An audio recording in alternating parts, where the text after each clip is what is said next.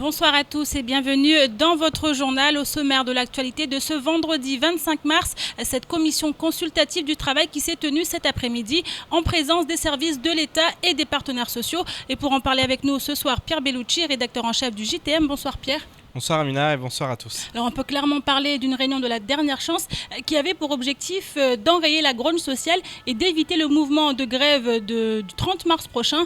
Et on se souvient bien évidemment de ce mouvement de grève générale lancé fin d'année dernière et qui a soudainement pris fin en raison des attentats du 13 novembre. Depuis, les mois ont passé, mais aujourd'hui, peu de revendications semblent avoir été obtenues. Un sujet signé Pierre Bellucci et Leslie Villeneuve.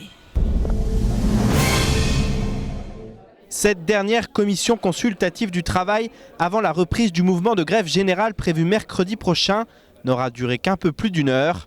En effet, comme beaucoup s'y attendaient, les discussions n'ont rien donné. Aujourd'hui, comme on s'y attendait, on a eu droit à un exercice de dialogue de sourds. Donc le gouvernement est resté sur ses positions et nous avons campé aussi sur les nôtres. Et donc à ce rythme-là, je pense que seul le rapport de force nous départagera.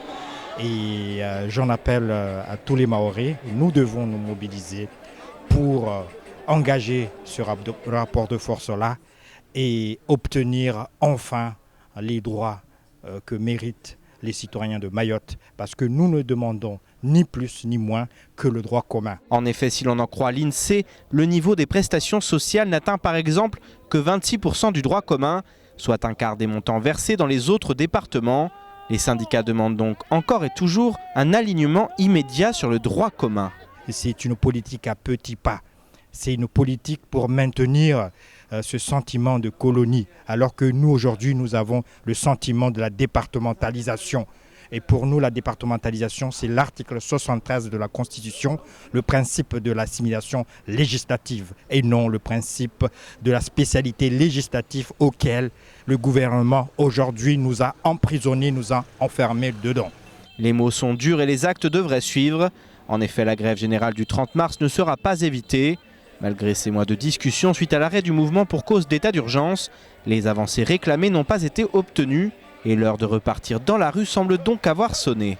Il y a eu les mouvements de la fin de l'année dernière qui a commencé à marquer la mobilisation, à marquer les demandes fortes des salariés de Mayotte. Et nous allons amplifier les jours à venir ces mobilisations. Et ce n'est que comme ça que la France a été construite par rapport à des mobilisations de la classe ouvrière. Donc aujourd'hui, les syndicats vont appeler l'ensemble des salariés de Mayotte, que ce soit du public ou du privé, pour que les choses avancent vite, contrairement à ce que pourraient imaginer certaines personnes.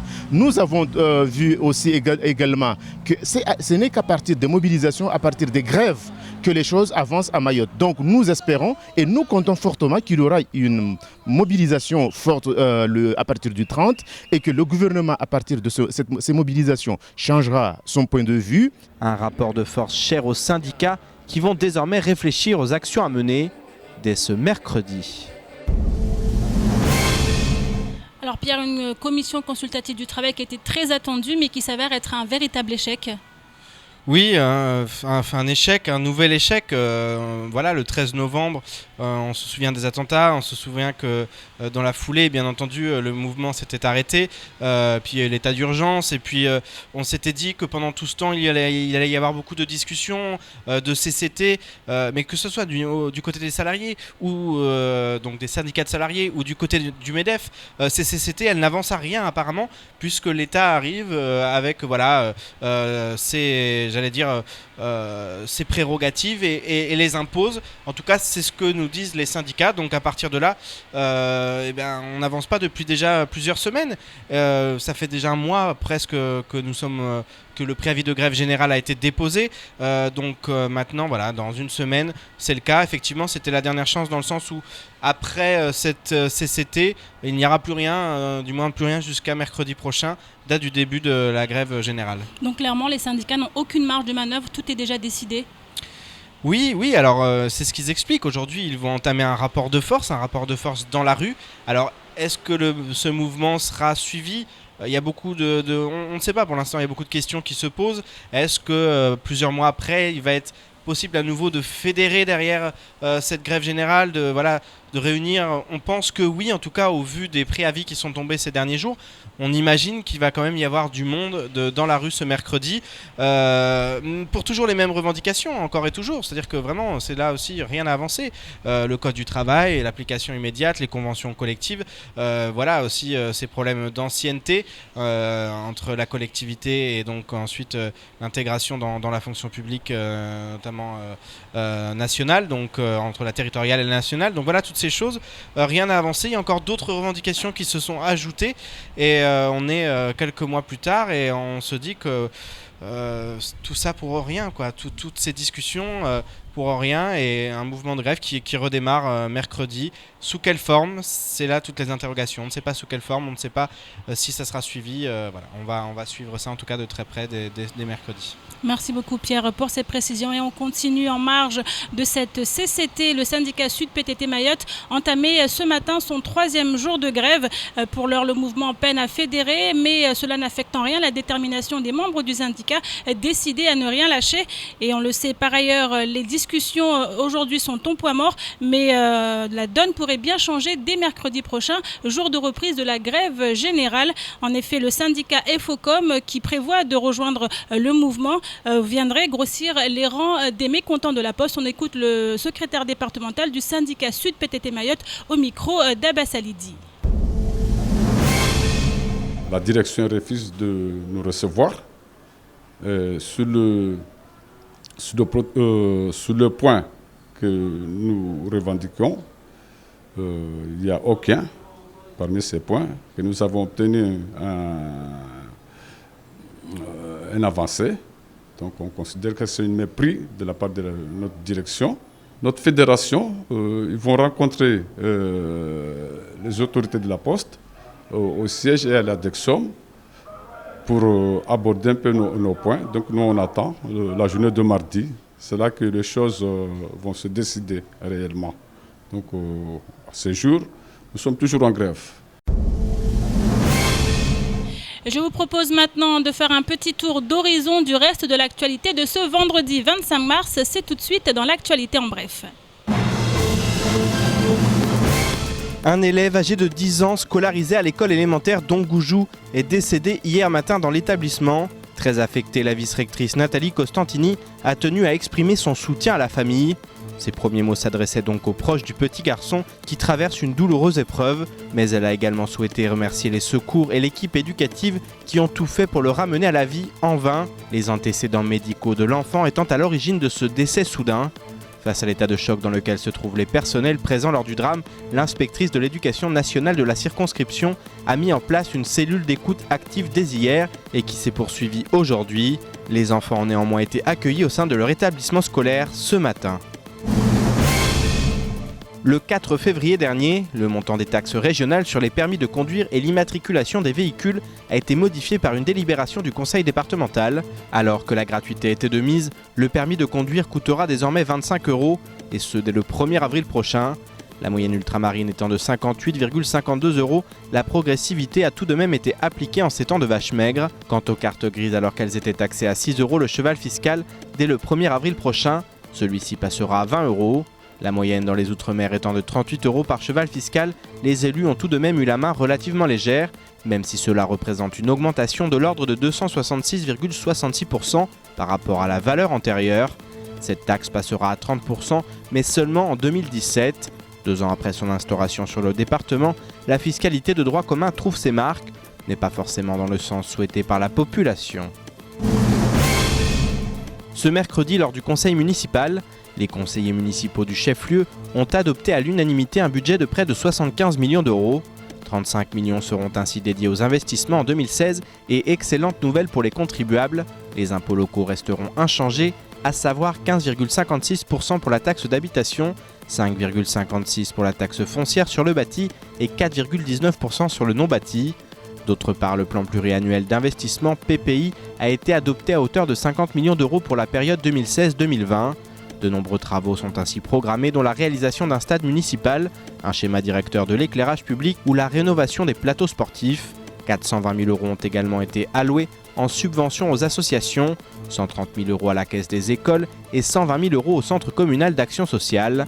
La voirie municipale, quant à elle, disposera de 5 millions d'euros pour améliorer le réseau routier. Lutter contre l'érosion des sols, voilà l'objectif poursuivi par le groupe FAGE depuis son installation sur le territoire il y a 5 ans.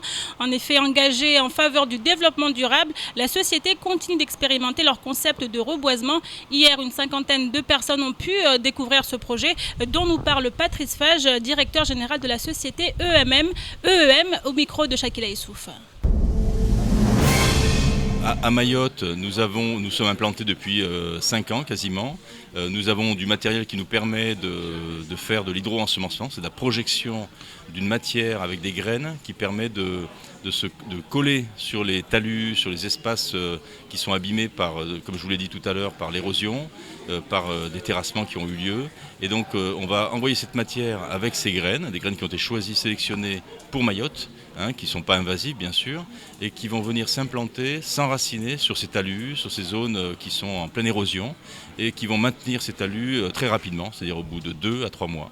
Et il faut absolument que ces zones soient végétalisées, et la technique de l'hydro-ensemencement est une des techniques les plus appropriées en milieu tropical. On a déjà réalisé plusieurs végétalisations pour lutter contre l'érosion sur, mettons, la carrière de Koungou avec ETPC. On avait ensemencé presque 1 hectare de talus dans la carrière. Et puis on a travaillé aussi avec les fonds du FEDER sur la zone de Kaweni où vous avez des bassins de rétention en eau, donc plusieurs hectares qui ont été ensemencés pour retenir cette terre. Et enfin, la Fédération départementale des maisons familiales rurales de Mayotte compte actuellement une 60aine de personnes formées. Et créée en 2014, la fédération a organisé ce matin la première édition de la journée de l'alternance Réussir Autrement. L'événement a pris ses quartiers à l'hôtel Sakouli. Objectif, présenter les différentes formations proposées aux élèves mahorais. Les partenaires et collaborateurs institutionnels et associatifs étaient présents pour l'occasion. Le reportage Shakila Issouf et Adèle Laurent. C'est dans un cadre idyllique à l'hôtel Sakouli que s'est déroulée cette première journée dédiée à l'alternance. L'accueil traditionnel marque ainsi le début de cette première journée de l'alternance Réussir Autrement. Les élèves stagiaires de la MFR qui étaient chargés de l'accueil sous le regard bienveillant de leurs moniteurs de stage qui ont présenté aux partenaires présents le principe de la pédagogie de l'alternance dans la MFR et les différentes formations qui y sont proposées. On a présenté c'était quoi nos formations et on espère que les gens ont compris et on espère aussi avoir de nouveaux partenaires vu que là l'objectif c'était aussi que les partenaires sachent ce qu'on fait. La MFR c'est des métiers, comme on a dit tout à l'heure, ça forme sur des métiers qui ont de l'avenir. Donc forcément avec à Mayotte c'est pas très développé, on a parlé tout à l'heure du 4e agricole, donc c'est une formation qui a de l'avenir et les autres formations d'aide à la personne se développent à Mayotte compte tenu de la difficulté de recrutement dans ces domaines-là. En effet, implantées à Mayotte depuis juin 2014, les maisons familiales rurales ont pour objectif l'éducation ainsi que l'insertion sociale et professionnelle pour les jeunes et les adultes. La MFR jusqu'à maintenant, donc c'est 60 personnes qui sont formées. Il y a eu donc pour l'instant 20 personnes qui sont toujours en formation au sud, 20 autres qui sont en formation au nord. Et ça représente également, en termes d'insertion professionnelle, 35 insertions professionnelles. Donc le mot d'ordre de notre journée, c'est bien sûr l'alternance. Réussir autrement avec l'alternance, parce que c'est une pédagogie toute nouvelle sur l'île qu'on porte, parce que ça fait partie de nos valeurs en termes de maison familiale rurale. Après avoir mené une réflexion commune sur les enjeux liés à l'éducation, la MFR Mayotte, grâce à cette journée axée sur la formation par l'alternance, souhaite agir sur tout le territoire. Le conseil départemental, sensible au travail effectué, a ainsi tenu à apporter son soutien. On accompagne la MFR à travers notre direction, la DFPI, direction de la formation et de l'emploi et de l'insertion, bien sûr. Dans les idées, dans les moyens financiers, bien sûr. C'est surtout ça le rôle du conseil départemental dans cette histoire de MFR. C'est le soutien financier, justement, parce que c'est très important. parce qu'on sait qu'il faut qu'ils embauchent, il faut qu'ils payent aussi leur structure. Et donc, nous sommes là pour les encourager, les soutenir. Pour assurer un développement économique de l'île, la formation et l'insertion de la jeunesse constituent 2 enjeux majeurs. Un véritable défi que la Fédération départementale des maisons familiales rurales de Mayotte se donne les moyens de relever. Et c'est la fin de cette édition. Merci à vous de l'avoir suivi. Une édition à retrouver sur YouTube, sur notre site l'infocoesie.fr et sur notre page Facebook. Lundi de Pâques oblige, la rédaction et moi-même vous donnons rendez-vous dès mardi pour une nouvelle édition. Excellente fin de semaine à vous sur KTV.